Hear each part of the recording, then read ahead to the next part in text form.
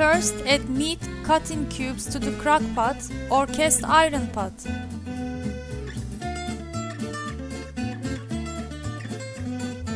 Turn on the heat. Stir until meat completely changes the color. Close the lid. Cook until the meat is halfway cooked. In this delicious Turkish slow cooking recipe, we only have to peel and cut the vegetables. After that, the pot will do the job for us.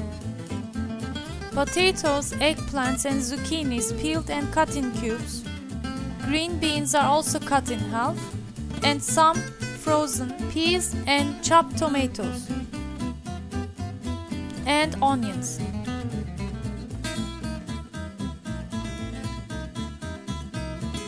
In the meantime, meat is half cooked now. First, add roughly chopped onions and some of the peeled chopped tomatoes.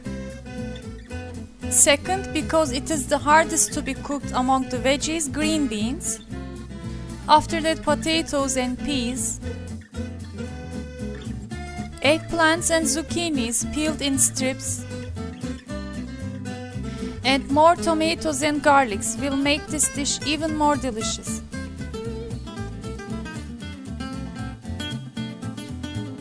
Add salt, pepper and about half cup water. Close the lid.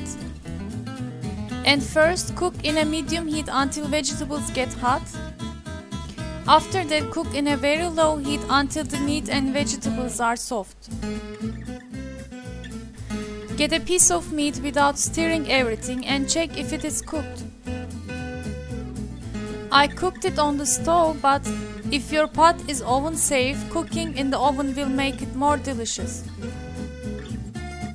This traditional Turkish dish comes out very tasty when meat and mixed veggies cook slowly in a crock pot. So give it a try. I hope you're gonna like it. And see you in another Turkish recipe next time. Bye!